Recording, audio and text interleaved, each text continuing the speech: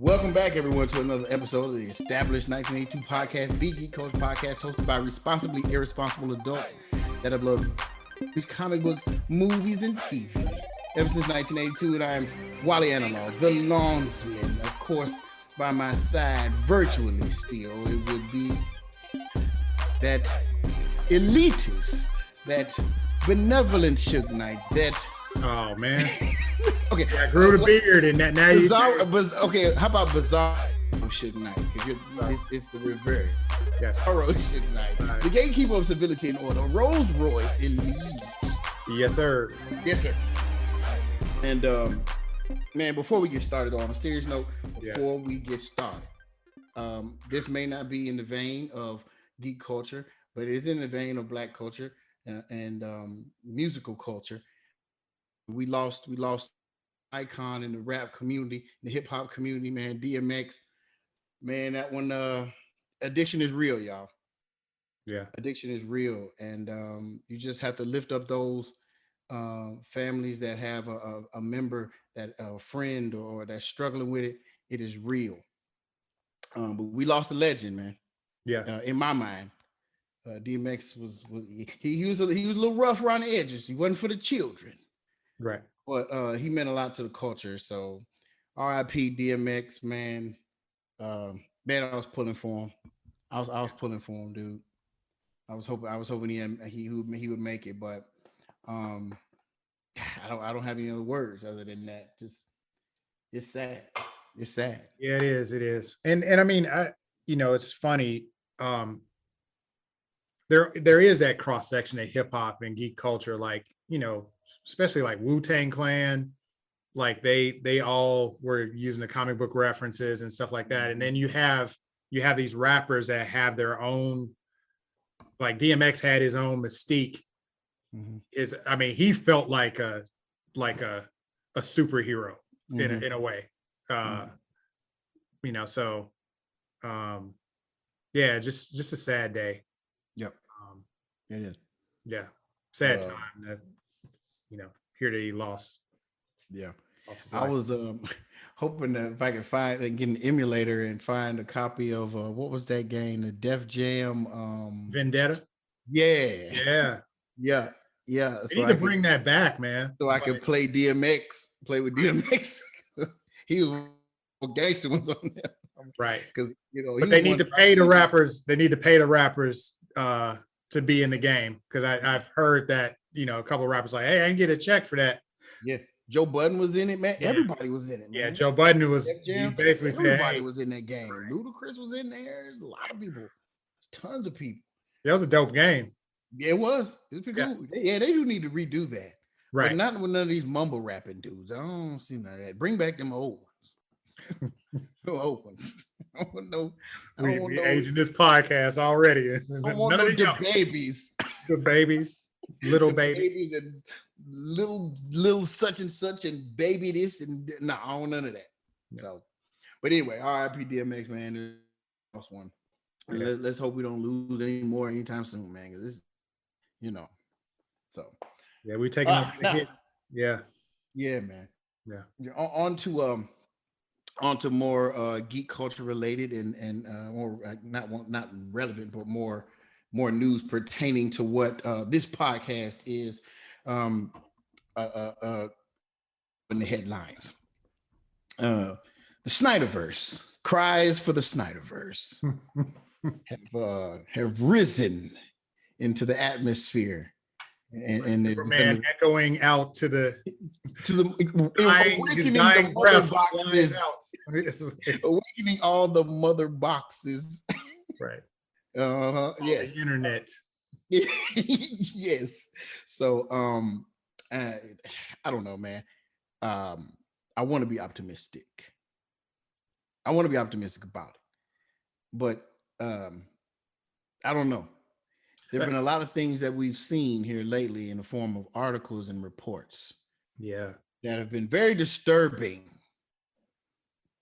Even more so than what we've been talking about previously out of the Warner Brothers camp. It's getting worse out here. Yes, it is. Some of the reports of the things. Yeah. It's chaotic out here. Right. I mean, Chris Terrio, he's the screenwriter with Zack Snyder for Justice League.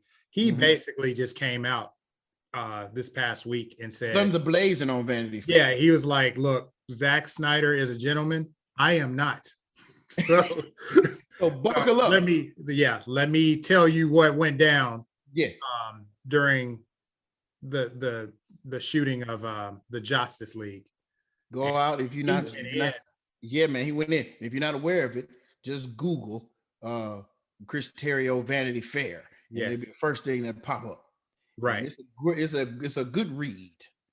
Right. Disappointing and disturbing, but yes, enlightening. This is going to make for just a wonderfully vivid and entertaining WB documentary on Netflix. I can't wait. Can't wait when it comes out.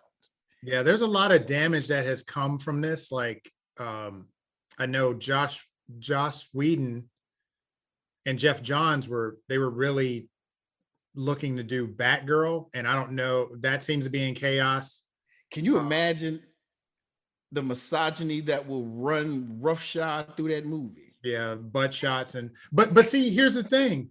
The thing that I find troubling is he pretty much confirmed that they were basically sabotaging. The movie. I don't understand that. How do you sabotage your own IP? I don't understand that. That's sloppy to me and messy. Well, it's easy if the directing credits still go to Zack Snyder. But the fans were like, "Hey, this is a travesty." We know I'm about to say Snack Snyder, but Zack Snyder, they know he don't put out mess like that. Mouths all whack and butt shots and Yeah. I don't know. Awful. Jewish jokes, like it's ridiculous, man. Like it was almost like they wanted to see how far it could tank. Yeah. But still make money off of it. Because that was the thing too. A lot of Wall Street people got involved and was trying to tell Chris Terrio, what beats the right and make it brighter and, have jokey jokes. That's why we got sad Ben Affleck on YouTube.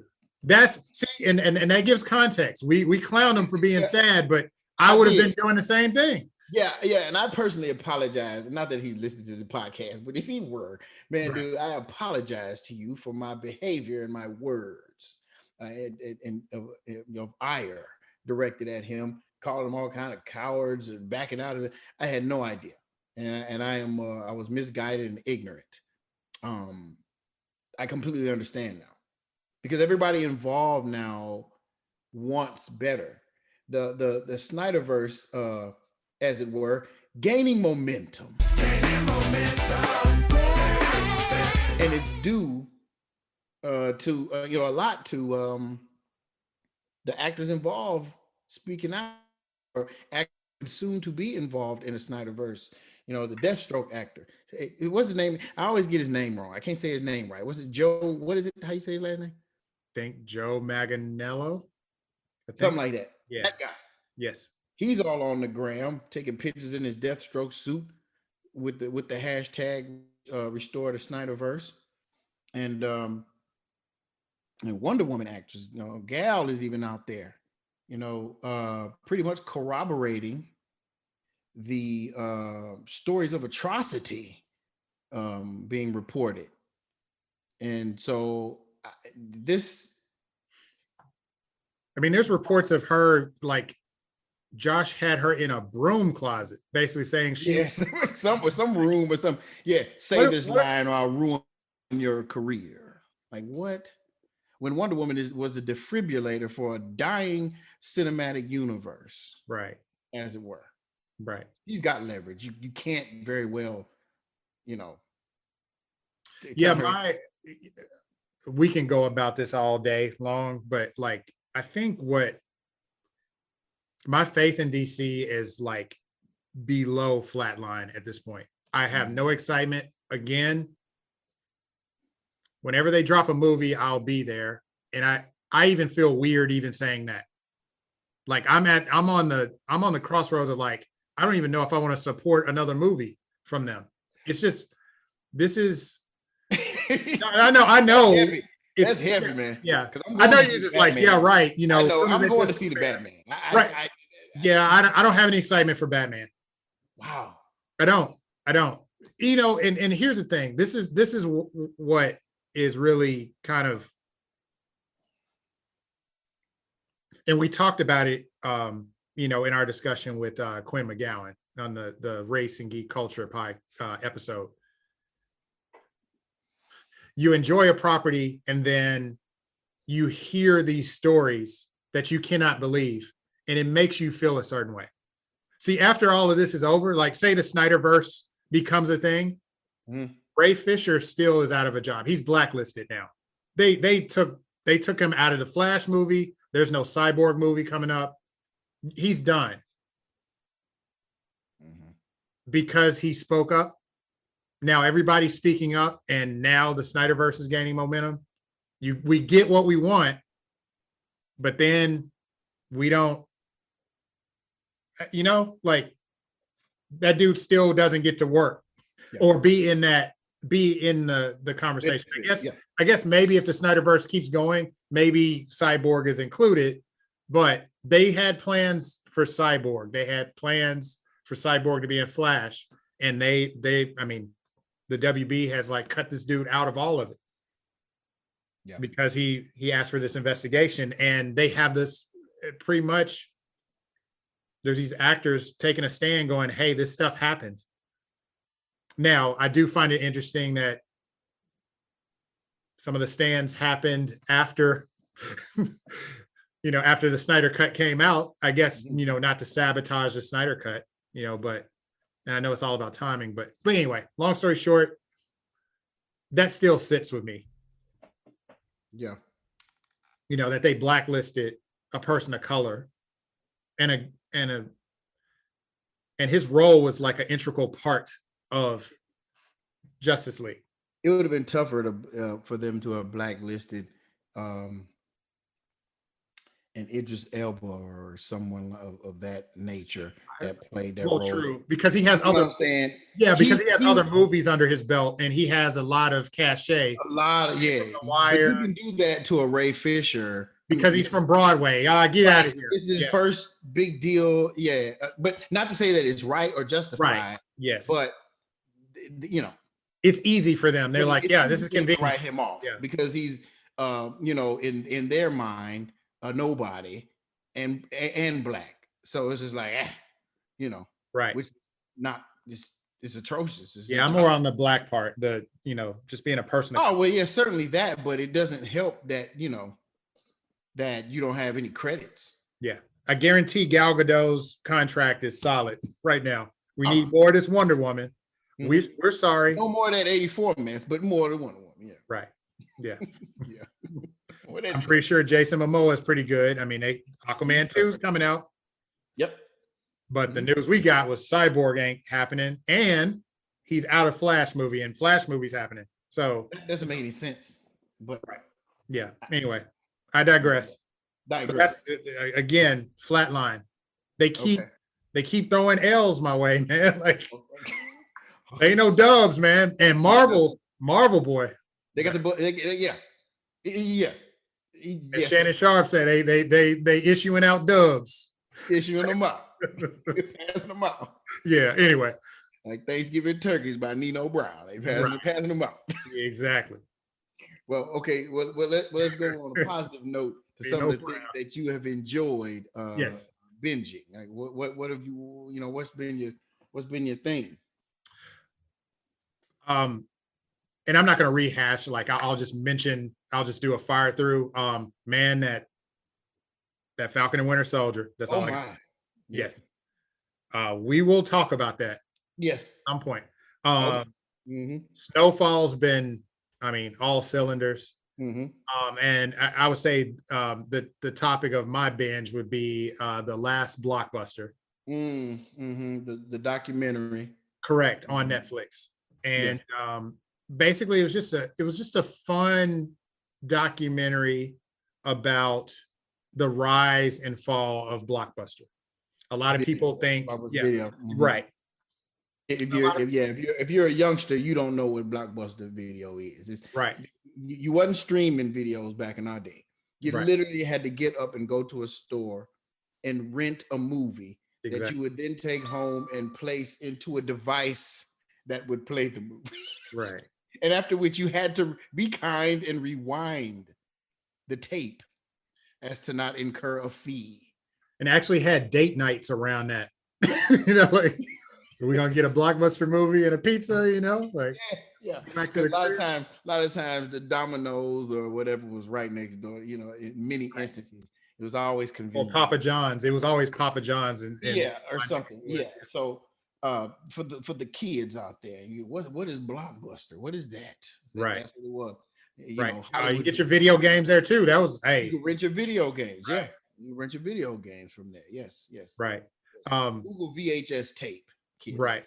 But yeah, it just had a special place in my heart because I used to work at Blockbuster during the summers because I just refused to work in the food service industry. So I was like, let me sling these tapes. That's right. And then I actually became a store manager of one in Tennessee. So rewind those tapes. Yeah. Or get that fee. Right. So it was a really, really interesting documentary. A lot of people think that I still feel like Netflix did play a part in killing Blockbuster, but the irony. Right. But I do believe it was a mix of both, like because Blockbuster was on top of their game. They said a store was opening every 17 minutes. What? Yes. I gotta watch that thing, man. Right, I meant to do it. That's crazy. So imagine little Netflix coming up going, hey, we give these movies out in the mail. They're like, bye. Yeah. All right. They gave him an opportunity. Yep. And that's it. Kind of. So anyway, but the interesting thing about the last Blockbuster, and we can move on. It focused on this one store in Bend, Oregon, and it's literally the last Blockbuster. Like, there's no more Blockbuster. This is the only Blockbuster on Earth, and they're still open.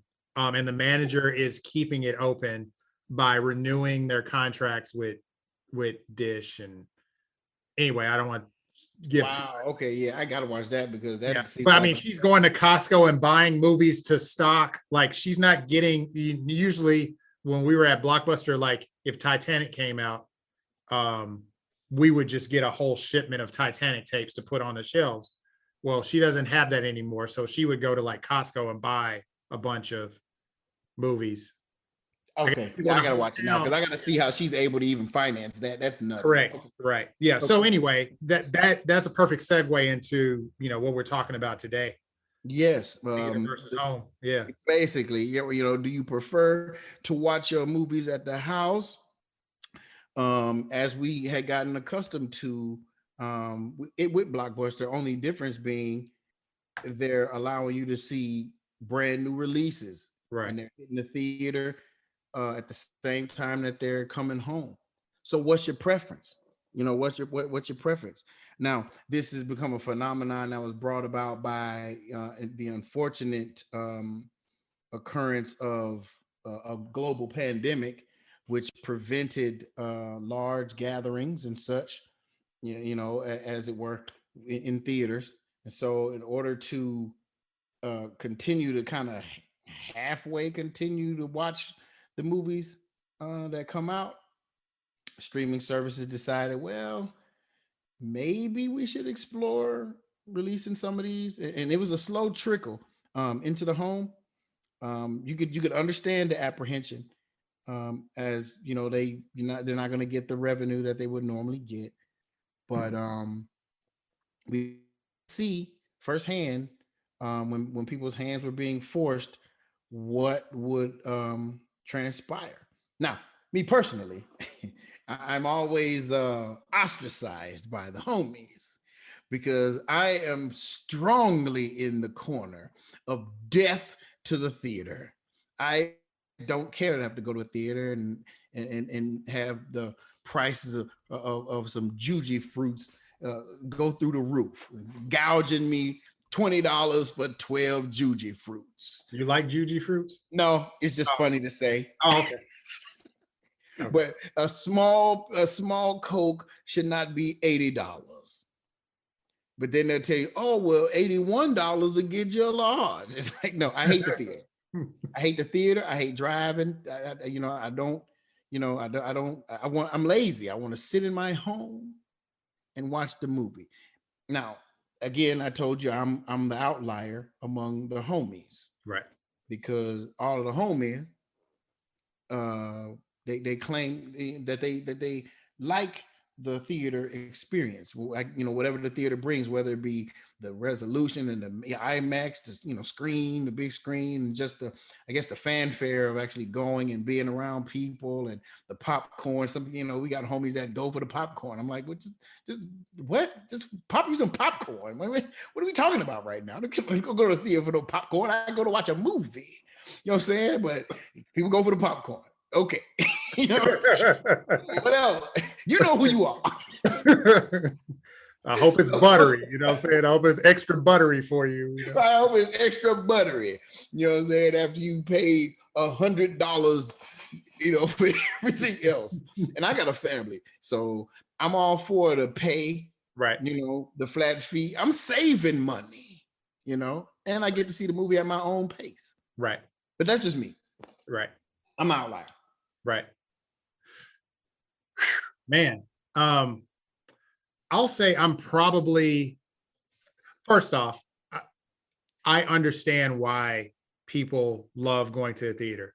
Some of my fondest memories when I was younger is about, my dad taking me to my first movie. Like I saw Star Trek in the theater with my dad, so okay.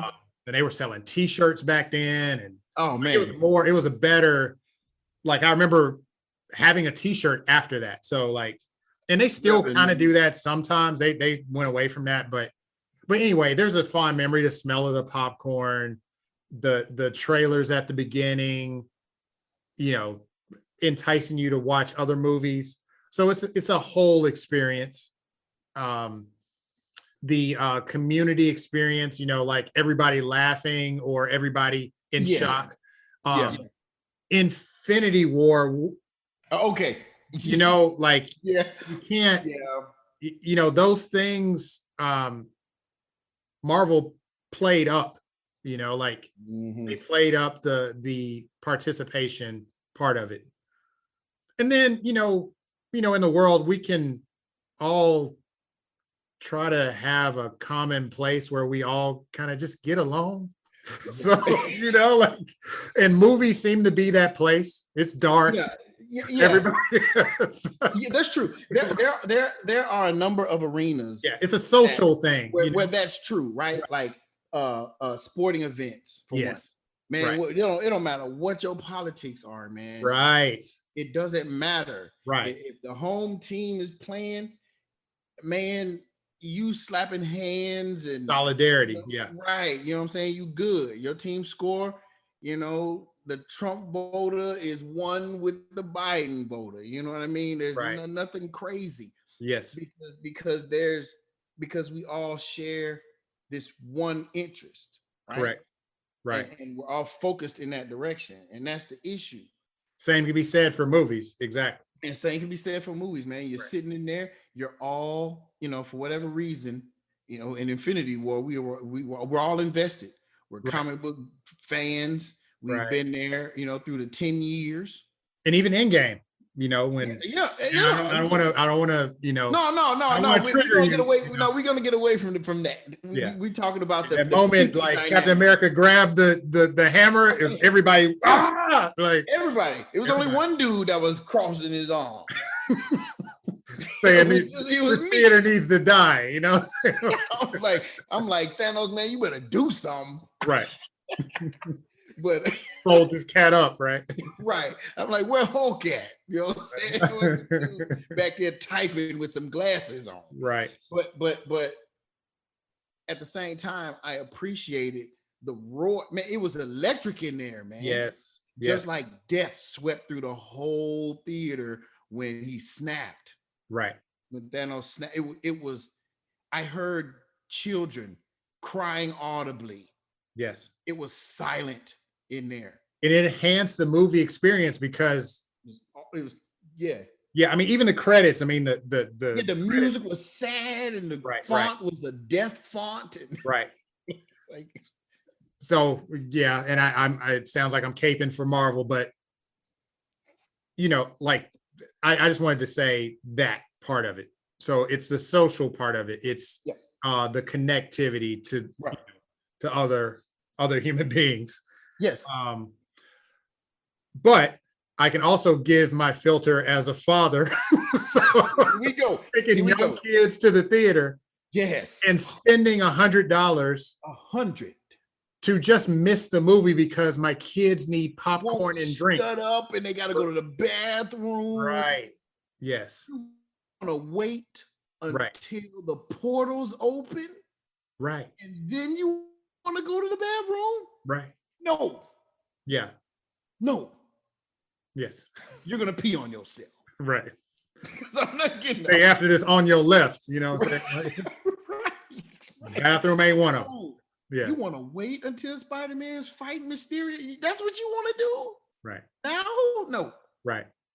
Paul. So anyway, like I have to wait for my kids to get older, but when it's just me and my wife going, oh man, it's a great time. We love going to the movies. It's a date night kind of experience. So long story short, I would probably be on the side of I'm in the middle because I'm a fan of safety and I don't want to die from a disease, a virus. So right. I don't mind being at home and viewing movies. So and then I'm also in the middle because I think this has changed the game in a little bit where the streaming services are stepping up their game. They're adding more investment to their shows. Yes, you can see it. You're right. Right. You see the quality shift. I mean, we're seeing that with the CW. Like Superman and Lois feels like a cinematic experience. Chef's kiss. It's not. Yeah. It's not. It's not like we film people in the parking lot in cosplay uniforms. So Right. and not to diminish cosplay, but just well, I don't want to see it in no $300 million movie though. right. Exactly.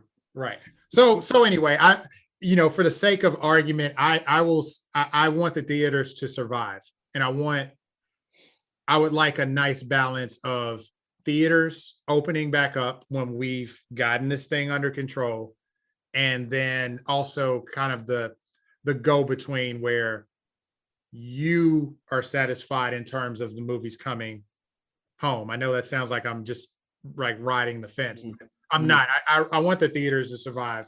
I don't want them to die. I think it would be a disservice to our society if the movie theater died. Mm-hmm.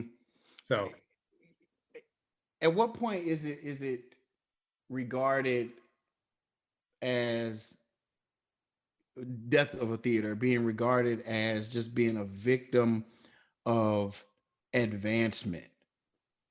You see what I'm saying? Like the photo mat, and the VHS that we just talked about. right. The rotary phone. You know what I'm saying? Like what point do we look at it as a relic? Because nostalgia is always going to be a thing, right? Like you didn't want to get rid of I bet a lot of people didn't want to get rid of their Polaroid. When they first started putting cameras on phones, people were like, "What? Camera on my phone?" Right. But I think the thing you got to look at it economically too, Wally. Like if you say death to the theaters, it's definitely an experiment on which studios have sustainable. Now, granted, these studios make gobs of money, right? Mm-hmm. But it will be interesting to see if COVID was an example. Mm-hmm. When the theater shut down, the studios were scrambling because that was a big chunk of their money. Mm-hmm. That big chunk of money funds other movies, right? So I'm a little scared that if the theaters die, we're not going to get, the Falcons and Winter Soldiers, even though that's considered TV. They are still they're shooting a movie and just splitting it up. They're still shooting that like a movie. Like, that's not a TV show. No. WandaVision is not a TV show. No. They're just faking it. They're making it seem like a TV show. They're filming a 4-hour movie or whatever and just splitting it up in 30-minute chunks, Winter Soldier is probably what? It's six episodes, 40 minutes, just like a Snyder cut movie broken up into episodes, Yeah. I guess I'm looking at so that's my fear, Yeah, I guess I'm looking at it as a necessary adjustment of the business model in order to remain relevant and to remain in business. And unfortunately, people go out of business if they can't move with their times. I mean, Toys R Us and a lot of retail stores, and you just got through talking about the Blockbuster. It's like at some point there is a cultural shift that occurs that requires people to move with it or die. And so I don't know whether or not what we're seeing is that particular instance for the cinema, but what I do know is that it's shifting. And I don't know if it's shifted enough to where it's gotten to the point where they have to make a decision real fast. Now that you're watching it, COVID forced everybody to reevaluate what they're able to do. And those that had a solid business model were able to. Those that weren't, based on how their business was done, suffered. So what will you do as an AMC to continue to get revenue if your theaters are closed, right? Do you come out with a streaming service or something, and that only showcases your movie? You know what I'm saying? Or well, they can't. See, that they're in a tough spot, and I feel for them because they're in a tough spot because the studios themselves, the relationship that you have with the studios. The theaters don't make money off of the movies. No. Right. So that's why you're drinking $8 Cokes. No, I know it. I know. Cokes they make very little. They make little or none, nothing. Right. And they make money now. They're making money off of, like, you have Regal Cinemas that have the Regal Cinemas Unlimited. Watch as many movies as you want for $20 a month. So I see what you're saying. But I think if the theaters shut down, your streaming services are going to get a lot more expensive because I think the studio is going to require more money. Now, are you saying you're a fan of, like, whenever a movie comes out, I'll just drop? Now, I agree with you. $30 is much cheaper than if I took my family to the theater and bought popcorn, drinks, and the movie tickets. That's easily $100. And not for the single person, right? We speaking in terms of even for the single person. Like, if you went on a date with your girlfriend or significant other, you are probably, the tickets are on average. Let's just say you want to go all out and do an IMAX movie. You're paying $40 already, and that's just for tickets alone, and not even tax. Don't let your significant other be thirsty or hungry. That's another 20 to 30. So we're already talking $70 for two folks. So for a big versus I just paid $30 and we got leftovers in the refrigerator, or I got microwave popcorn and I got, Hennessy or I don't know. I don't even drink Hennessy, but Wow. Yeah. Right. So Earl I don't Grey. When I say death to cinema, it's about having an appreciation for those things that I like. You know what I'm saying? Right. Like, I do appreciate the experience, but I don't go enough to get the Infinity War experience like that. Right. Like you So still haven't seen Bad Boys for Life, no. but okay. All right. I just wanted to slide that in. So that's all. I just wanted to. No other purpose other than Right. some shade. Right. Some petty shade. Right. But but I don't know. Some people do want to go see the movies. They do. And some people don't want to release their grip on the theater. One being James Cameron. Don't want to let his grip. You know, he was very disappointed in the Warner Brothers decision to send all their stuff to HBO Max. And Christopher Nolan as well. Yeah. Yes. Yeah. Yes. And Denis Villeneuve. Yeah. Like yeah. They don't like it. Yeah. And now Nolan is responsible for Tenet, right? Right. He was like, put my movie out anyway. I don't care. Yeah, I need this money. Right? True. And I don't want to say, like, I don't know I know he probably with his contract, the goal was, his contract said this needs to be in, like, this only shows in theaters. So, and then I think he does get a percentage. Okay. It just, so you're saying it's not all him. Well, I guess mitigating circumstances had to have been able to bend that thing a little bit. I mean, a global pandemic. Right.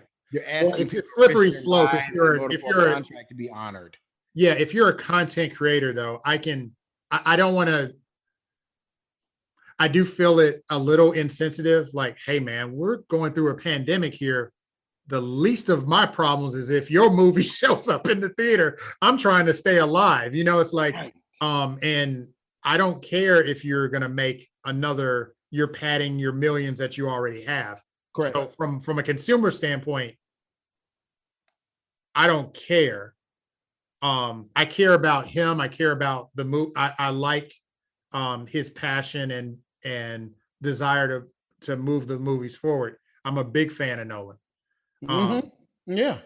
But I also see his point of, like, it can be a slippery slope if the streaming service just decide, yeah, we're going to take your content that you shot IMAX. I mean, he shot all of this stuff for IMAX. Like, he's like, people like Nolan and Cameron, they're looking for that movie experience. I want to make people feel something while they're sitting in the theater. So you have cats like that are looking at their film through that lens. They're not looking at, I'm going to put Avatar straight to Netflix or straight to Disney Plus. Right. I'm putting it straight to IMAX. So I think it's just a matter of adjusting to the new world, you know? So, you know, and I may be, you know, I know nothing as far as what is the best marketing strategy for movies. I don't know anything about that. Right. But I'm of the mind that, and this is speculation, that you can use what you know, this author and this he's pretty well known for his stuff on writings on influence. Robert Cialdini refers to as one of the what is it? The six principles of persuasion, and one of those being scarcity, right? So why not? Okay, let me start. If people think that there's a limited quantity of something, they're more prone to get it, consume it, purchase it, whatever. Yes. Before the proposed unavailability of it happens, right? So if you shot this movie for IMAX viewing, man, make that thing limited. Like, this thing's going to be in IMAX theaters or in a theater, whatever, in a theater. Well, they do that already. But for the first weekend, maybe the second weekend. And after that, now you can watch it at home first, second weekend, but after that, it won't be in the theater anymore because the drop off happens. The drop off happens after the first week. The first weekend is the weekend. After that, it doesn't get better for any movie. How does that work in and the reason I'm saying pre-COVID world, because we still don't know what the post-COVID world looks like. Well, that's what I'm saying. That's how it worked in pre-COVID, right? Now you're saying we have a new medium, and if you want to try to make this, the streaming stuff's not going away. People have seen what is possible. The Jeff Bezos of the world have seen what's possible. Right. Netflix has seen what's possible. Then we're not going to stop getting Winter Soldiers and WandaVisions and Mandalorian. We're not going to stop getting that stuff. Where's the money come from, though? But see, I'm a marketer, but man, I mean, the only thing I could tell you would be, so like let's take Disney for example. Let's like take Disney. Mm-hmm. Amusement parks closed down. They were freaking out about that. The theaters are shut down. Now, Disney has a ton of merchandising money. Now again, all of these studios have reserves and reserves of money. That's correct. They can probably get loans from the government and get goo gobs of money, put content out. They have streaming services that are bringing revenue in. There's millions of subscribers. I get it. Mm-hmm. But at a certain point, I think there's going to be a quality shift. I could be totally wrong about this, by the way. Yeah, I don't know about that. Where's the money coming from? That's all I got to say. Like, where's the money coming from if you're an entertainment company and you have a synonymous relationship? If your product is, I'm creating movies that people are going to watch in the theater. Now it's shifting because they're creating content just for the streaming service. Right. Those contracts are between those companies and the streaming services, right? I mean, they're going to bang that out, what each one of them are to compensate one another for. In terms of what's going to be like, if I'm Warner Brothers, right?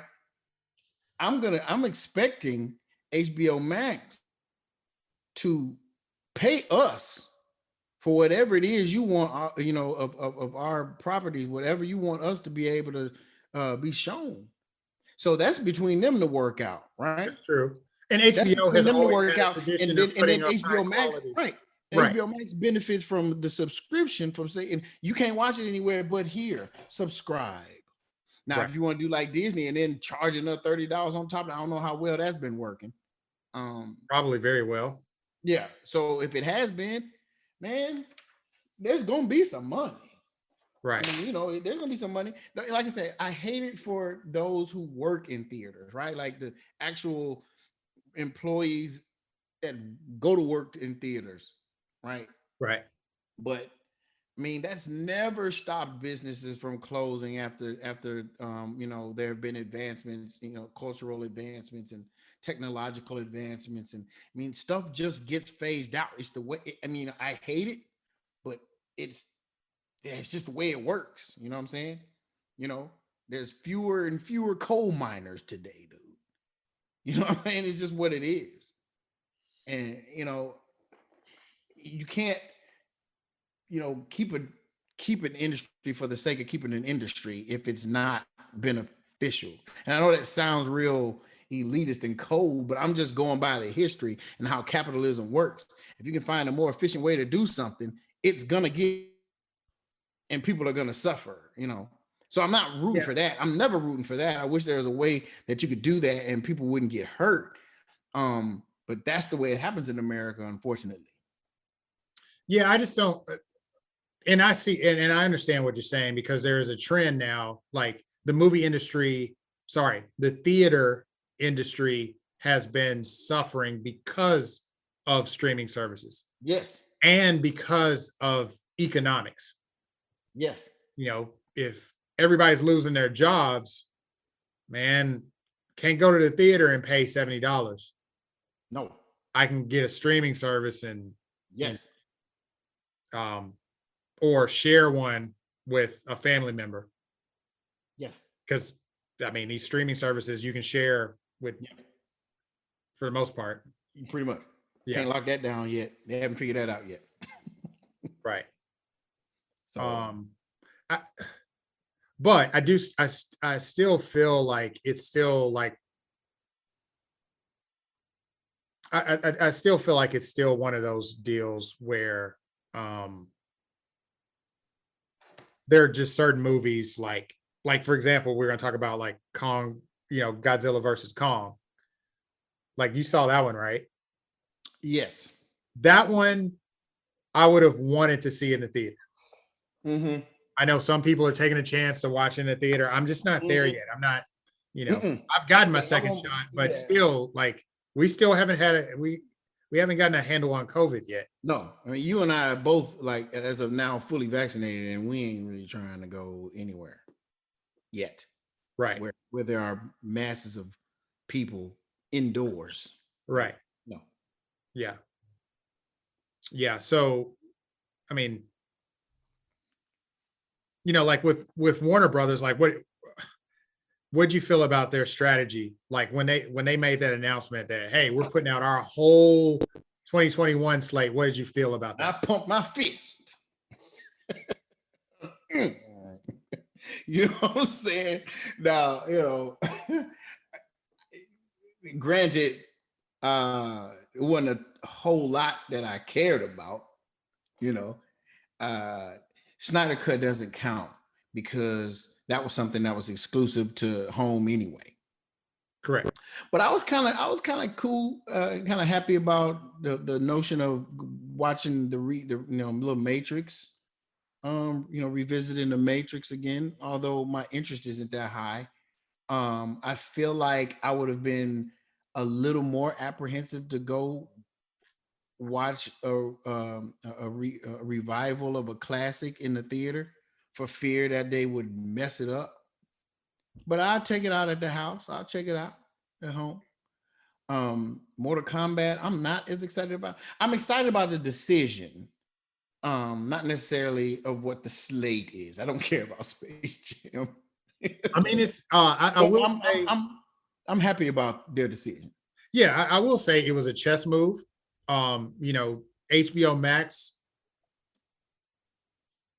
there was always a HBO streaming service. It's funny, I've even forgotten what it was called back then. HBO Go, HBO Go. Now. Go. Mm-hmm. I was already there, but like when HBO Max, like I usually turned my HBO Now subscription on and off. Like, okay, Insecure is back. Okay, turn it on. Okay, Love, it's off. Turn it off. Mm-hmm. Lovecraft Country is here. Turn it on. But Mm-hmm. now, like I keep Oh, it well, on because they're putting out a movie every month, and mm-hmm. Mm-hmm. I want to watch what's in the theaters because I actually and it's like reverse psychology. It's like I miss going to the theaters, but they're still giving me the movies that I would go see in the theaters at home. So it's like it's a win-win for me. Mm-hmm. Um, but man, like imagine seeing the Snyder Cut in the theaters. Mm-hmm. Probably wouldn't work. 4 hours is a long time sitting in the theater. But It would have been the two movies he yeah, they remember. had to do an It would intermission have or been over something. two. It would have been over. No, it would have been. He probably would have ended the first part a little bit slightly differently in order to turn that thing into two movies. Right. Because he originally said it was like two movies, Right. but what he was tasked with having to do, he just smushed it and made 4 hour epic. You Yeah. know, But um, man, like I would have loved to see that. Uh, mm, Kong versus Godzilla, man, like I would have loved to see that in IMAX. Like, yeah, the fights are certainly worth the grandeur of an IMAX screen. right. That's for sure. So That's for sure. did you see Godzilla versus I Kong? did watch. Let's go and do a little mini review real quick. Like what's Let's oh talk boy. about. All right, so uh, it's no secret. I don't be watching a whole lot of movies, like man. And if I'm not interested in a movie, man, I'm not one that will give a movie a chance. That's 2 hours and some change of my time, man. And I Yeah, don't. like Bad Boys for Life. It, I'm gonna keep annoying you till you watch it, man. I know. I'm gonna have to watch that thing. We offered movie tickets before COVID. We offered you movie tickets to just go see Bad Boys for Life. You could have watched 10 movies after that. But I guess you're a fortune teller because you knew COVID was coming, I guess. You're like, I ain't gonna use these tickets anyway, so forget it. But anyway, I digress. What are you gonna say about Godzilla versus Kong, man? Okay. All right. So I was not a fan growing up of the big monsters fighting, you know what I'm saying? I wasn't. Right. All of my homies were. I've learned since beginning a life here in Tennessee that my homies here grew up watching this stuff and enjoyed it. Man, I hated that stuff, man. Them rubber monsters, I hated it. I just didn't like the way it looked, and because I didn't like the way it looked, I had no interest. Now, couple that with the fact that I don't watch movies that I have any measure of skepticism about, because that's 2 hours that I had to sit through that I don't want to do. So I had not seen Godzilla. I had not seen like Skull Island, none of that stuff leading up to. So I'm like, man, I'm not finna watch this Godzilla versus Kong, man, because now I'm behind. But in the name of the podcast, in the spirit of doing things for the podcast, I sat down and I watched Godzilla versus Kong. Now, before Not Bad Boys for Life. Okay. I did my research so I could understand what was going on. So I got some Cliff's notes of what all the events leading up to. And I have to say that I do appreciate all the things that they did to set up somewhat of a sensical reason for there to have been two big old monsters walking the earth. Correct. So I appreciate that. Now, as far as the movie, I was bored. Really? Oh my God, I was bored. Well, okay. It was so boring. And it's boring because I'm waiting for the fight, and the story wasn't good enough for me to be patient in waiting for said fight. But but they fought all through the movie, right? Man, not really, man. There's a lot when they were on the ocean, like that whole fight on the ocean, that wasn't dope. They got to that, but after that, like a lot of human foolishness, man.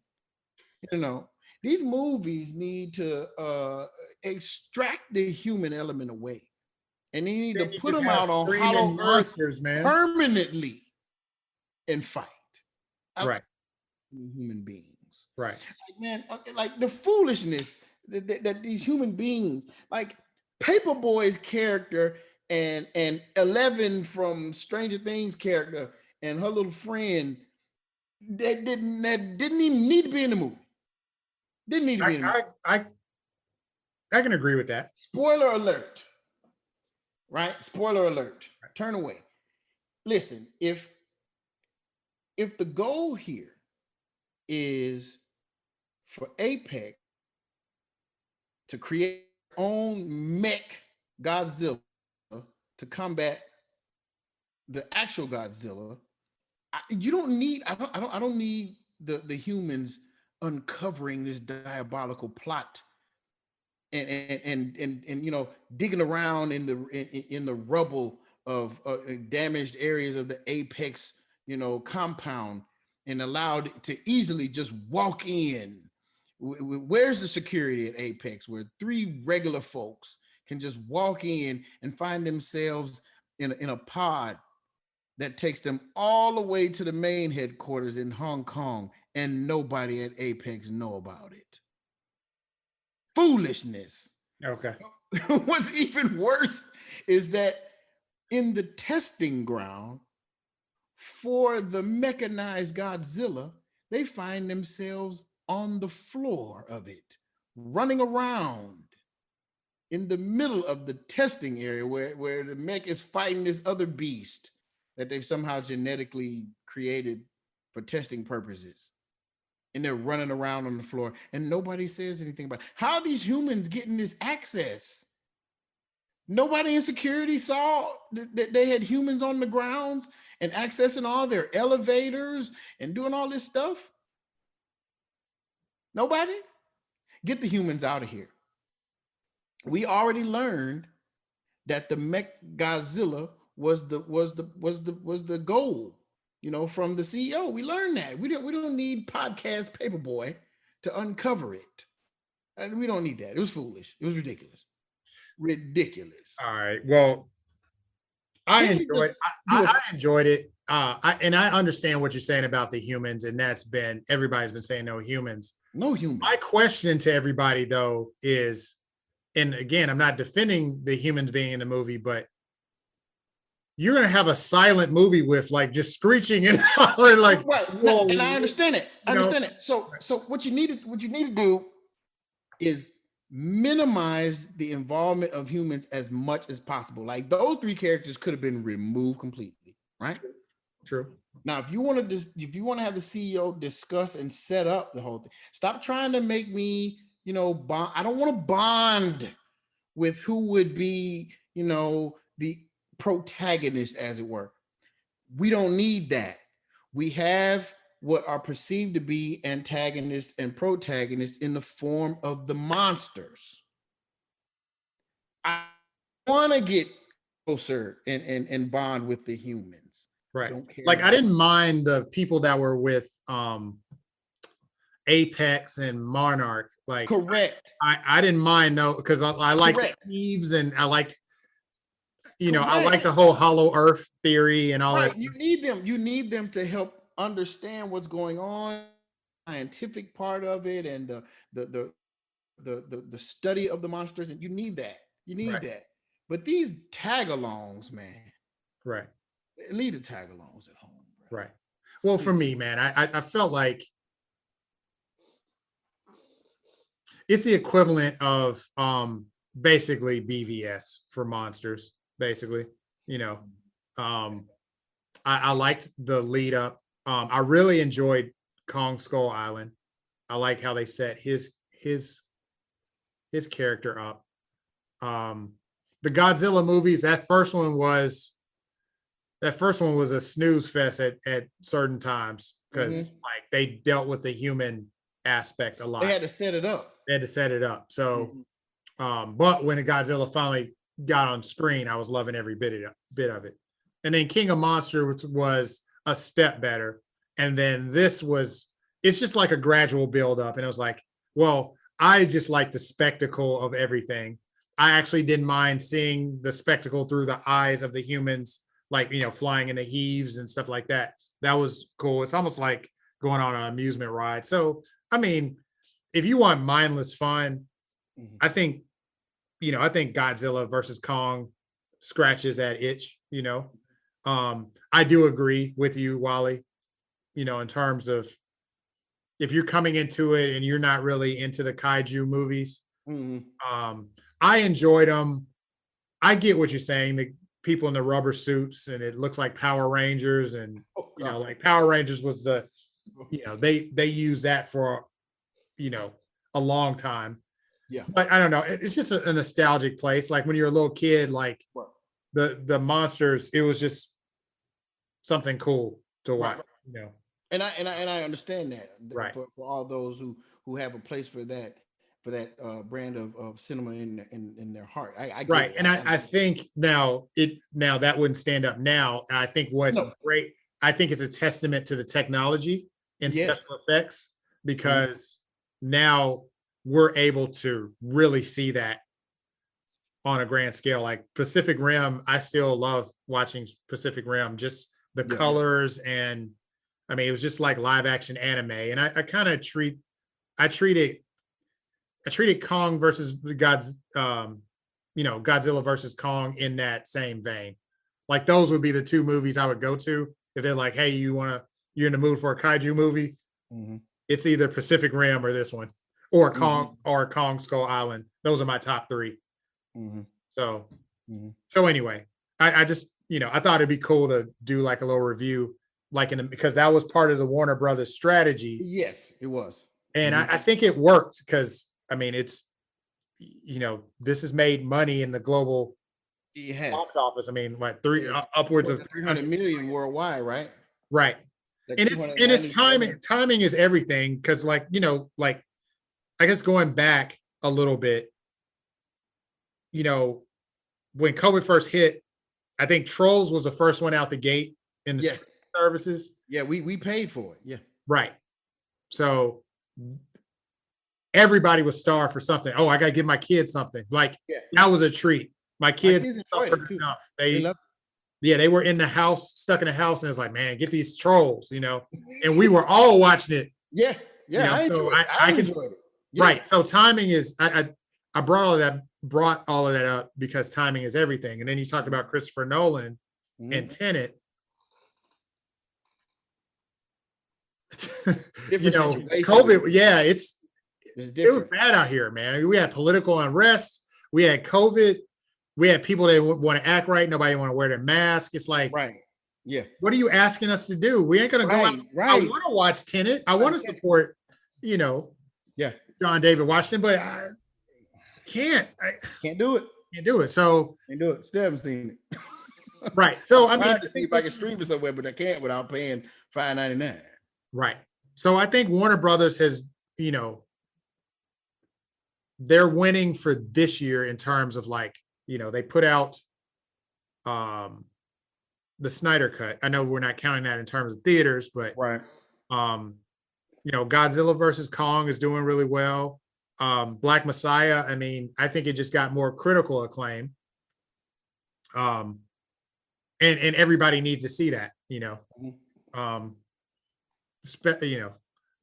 then, Mortal Kombat, I mean, especially for us, we're all I know we're gonna rush to that. Yeah, whether we feel a certain way or not. I mean, I know I'm gonna watch it. Yeah, I know when the first Mortal Kombat came out to theaters. Oh yeah, I saw it twice. Yeah, I saw it twice. Right. Right. It don't hold up good over. It don't age well, but still, right. Back then it was the greatest. Like yes. It's terrible now, but hey, it is what it is. Right. So yeah, I don't fault Warner Brothers, man. I mean, now will they continue to have certain movies that they will send straight to their platform after COVID? Who knows? But this was kind of a testing ground. I don't think they are. I think they're returning back. Yeah, I think you're right. Yeah, I think they are. They're saying, this was an experiment. So do you think that Amazon would have the guts to continue to do stuff like Coming to America and the One Night in Miami's and all of that stuff after COVID, knowing that their competition isn't? You see what I'm saying? Like, because that could be viewed as a competitive advantage. To be honest with you, I think they would still continue. I think, and we've talked about this before, content is king. It is. Netflix is, I know for sure Netflix is, getting into contracts with folks, like I mean, they made deals with like, Mark Millar, like, if they're going to, the thing about streaming service is you better have something on the streaming service to make it worth the money. Right. So if Netflix stopped putting out compelling content, Netflix is going to die. Correct. People are just going to go over to, bless you. People are just going to go over to the places that have the most intriguing content. We're living in a society where it's blurred now, because like before we had the theaters, and then we had HBO. That was, and then it was like HBO, and then it's Cinemax, and then Showtime, and then like Showtime would occasionally have a hit. Yep. Cinemax would occasionally have a hit.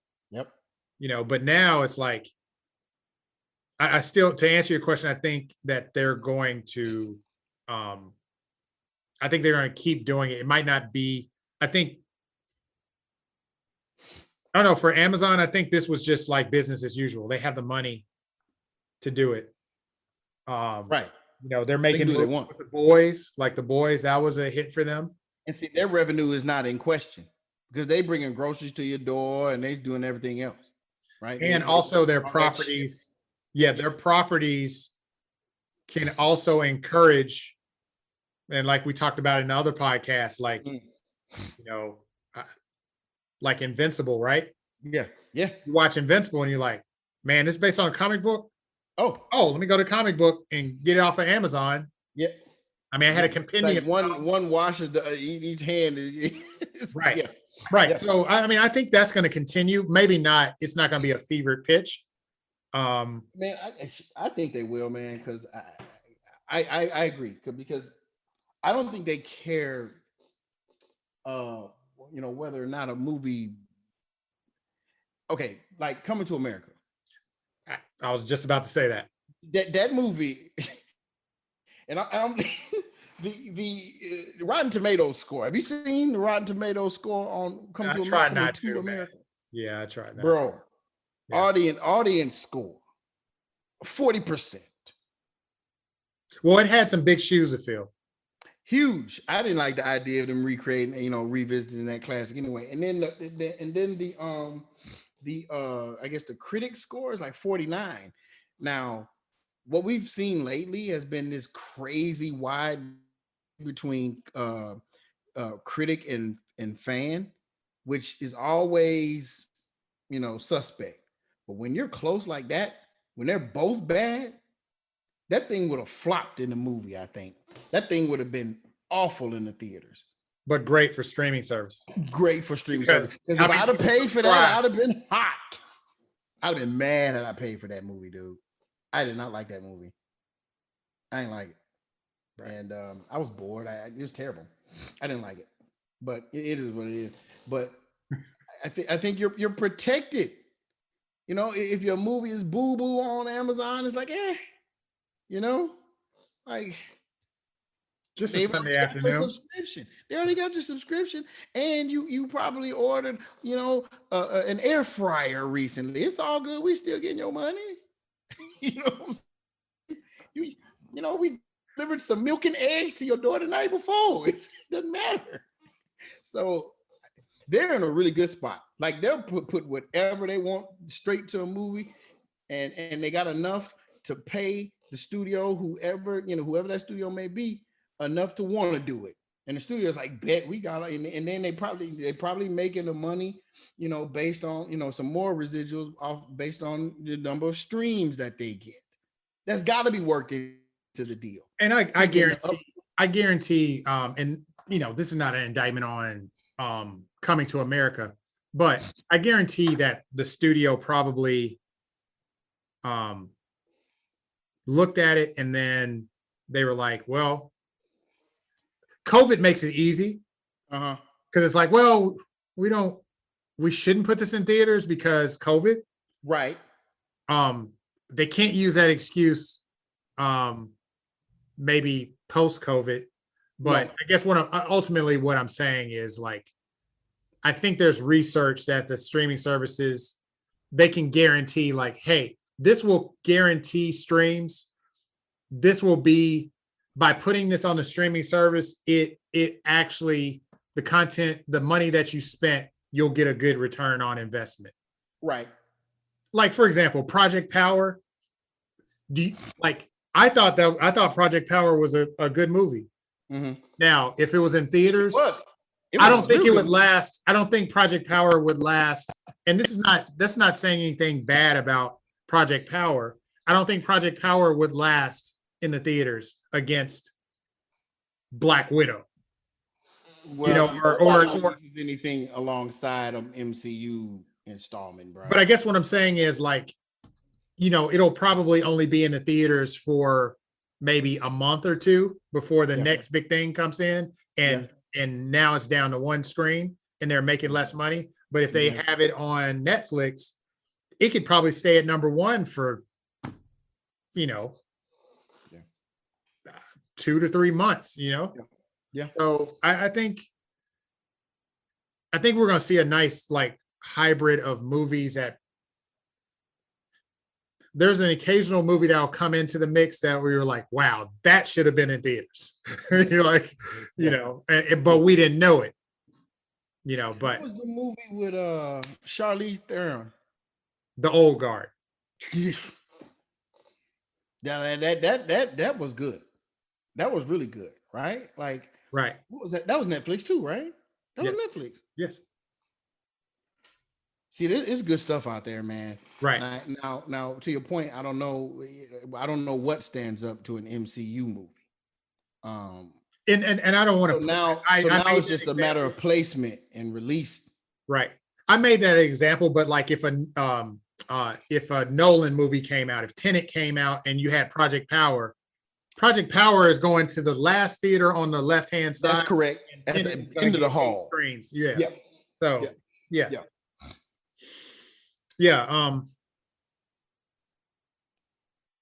You know, and what I find interesting too, you mentioned this before, and I guess Soul was meant to be a Christmas gift. But I mean, I did find it interesting that go ahead and say it, because I said it. You want me to say it so you don't feel bad about it? I'll say it. I would have paid, I guess I would have paid money to see Soul. Like I wouldn't mind giving $30 to Soul. I gave money to Raya. I gave money to Mulan. Trolls. So like, I just being a black person, that felt weird to me. There you go. It's okay. Say it. Because I mean, it felt weird to me. That's all. Why the black movie free? Right. You know what I'm saying? Why that's not on premium? Right. And apparently it was a good enough film because it won a Golden Globe for best animated. Absolutely. Good enough film. Right. Worthy of the premium extra cost of $30. Right. You know? And it stacks up to the other movies they put out, the Disney, like it followed the Disney formula, you know, the Pixar formula, right? You know, the emotional. Tina Fey. Right. That warrants up an extra 30. Right. But you know, that's another. I mean, that's interesting. Like, you know, that's going to be interesting to see in this landscape too, is how they pick and choose what is premium and what's not. Because basically what they're saying is this is premium because we would have put this in theaters. So what does that say about Soul? Like, and I knew they were. I can't imagine that they wouldn't. That's not what I feel like. I feel like they were talking about Soul's release before COVID. Yes. No, it was gonna. Yeah. No, it was gonna come out. Yeah. So yeah, you were gonna put it in. Something weird happened. Yes, I'm telling you, don't smell right, bro. Yeah. Not to dwell on that, but I think. But we got to. But I think it makes an example. I hate that. It's unfortunate that race, because we're black men and we see, it's like we're reading the tea leaves. It's like something don't seem right here, you know. I'm saying it. I mean, but it comes with the territory. You're programmed as a black person to do it. Like, well, why the black movie don't cost nothing? You know what I'm saying? It's like you crossing your arms and looking at it, and you really do. And everything. I mean, it's the equivalent of like, okay, Black Widow comes out, hey, pay this $30, and then Black Panther comes out, and you're like, free. It's like, wait, huh? Like, what you talking about? Right. Because I want movies. You know, I want Soul to succeed too. You know what I'm saying? Like, I think it did. I think it did. It was high. It had a high Rotten Tomatoes. Correct. Score, dude. It was off the chart. Look, I'm about to. But that's why it was a head scratcher. You know, it's like, you know, who made the determination that was free, and then the other ones you had to pay for? Dog, it's holding strong at 95 and 88 critic and fan respectively. Right. 95 and 88. Right. Free. And you didn't feel like you could what?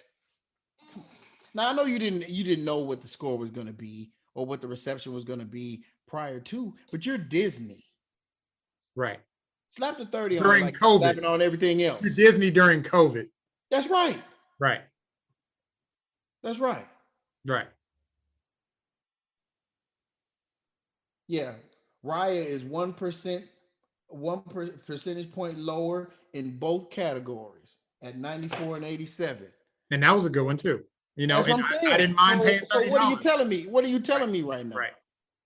I know this podcast has turned into a racial conspiracy podcast. I'm sorry. We're talking about streaming. We're talking about home versus the theater.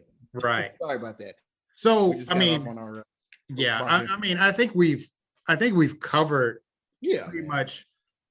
Like, what do you? So with things opening up and theaters opening up, Mhm. do you, what do you see from your perspective?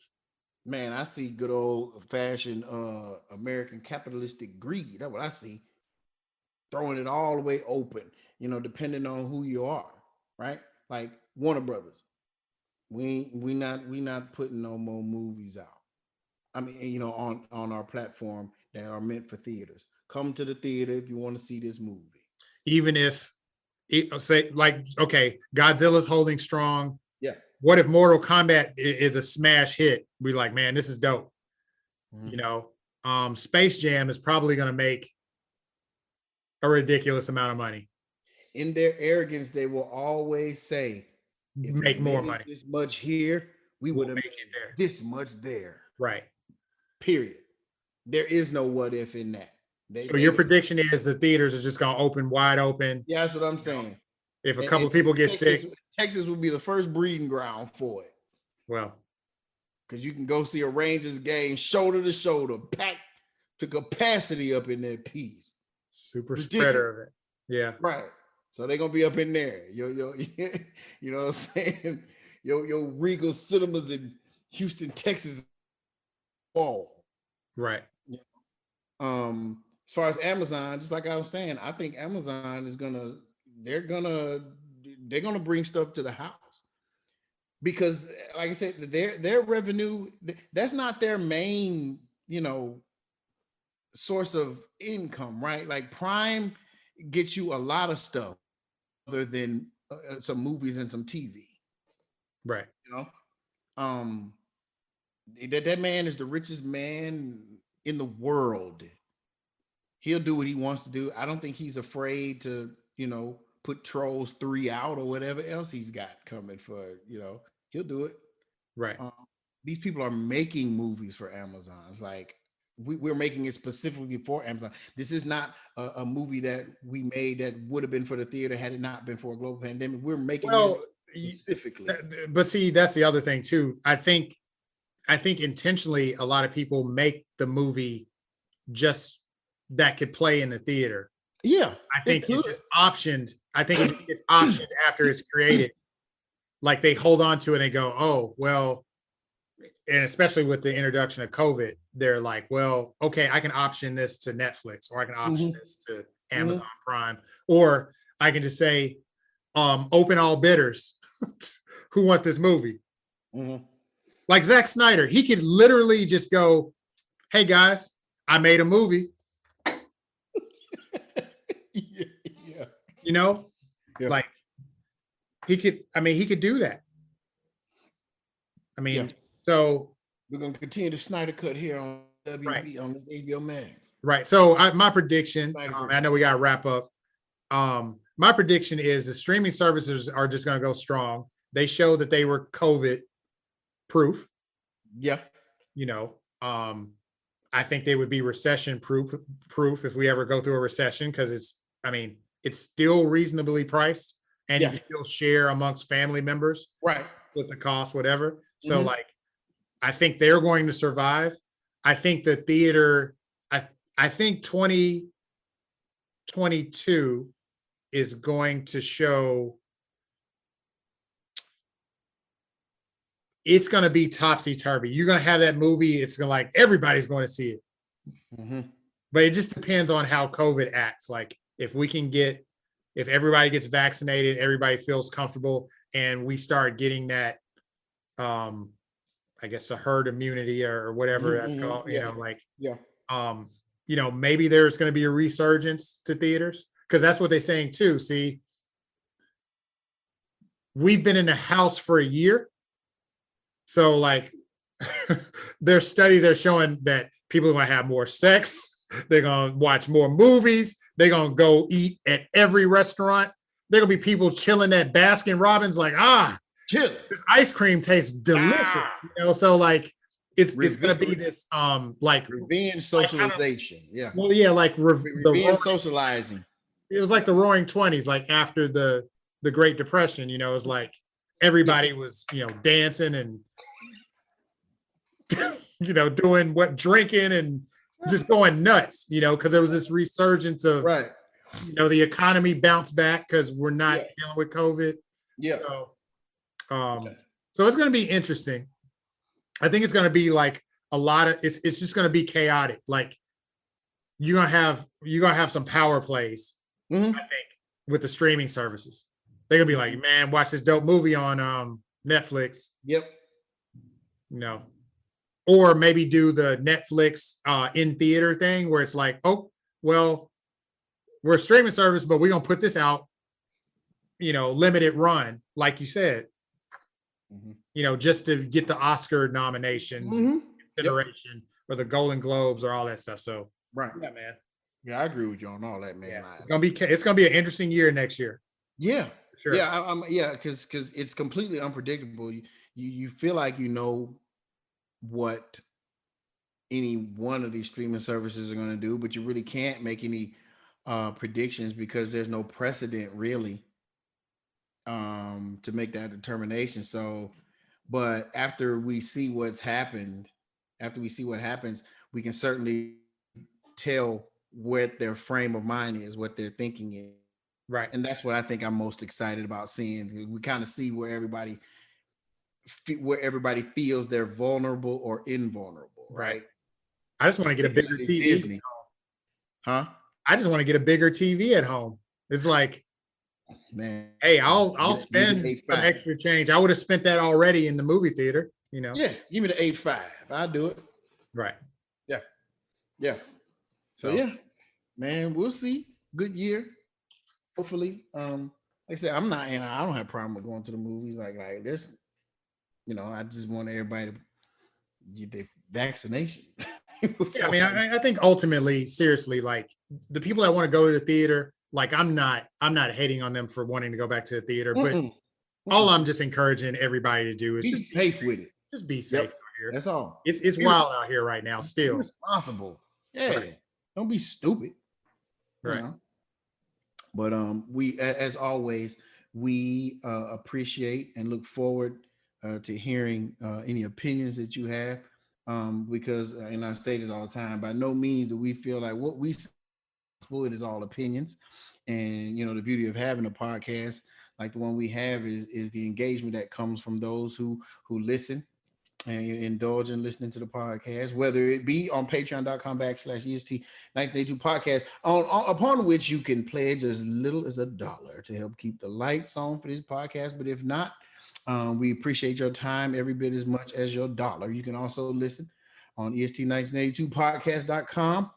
That's the website, or any place where you consume your podcast. Thank you to all of those who support us financially on Patreon. We love each and every one of you and appreciate each and every one of you. And just thank you for your support. And new stuff is coming. What's that? Hey, Patreon folks. Yeah. Get ready for the stuff. Ryan's been working hard. Yes. Got some things cooking. Mr. 1% is in the kitchen, whipping it up for the Patreon out there. So thank you again for your support, and thank you again for those who listen on whatever platform they listen to. We appreciate everything that you share as far as your opinion. Come on out on Instagram and Facebook also at EST1982 podcast, and tell us what you think about that stuff, about any of this, agree or disagree. We welcome any and all opinions. And until next time, everybody, we'll holler at you.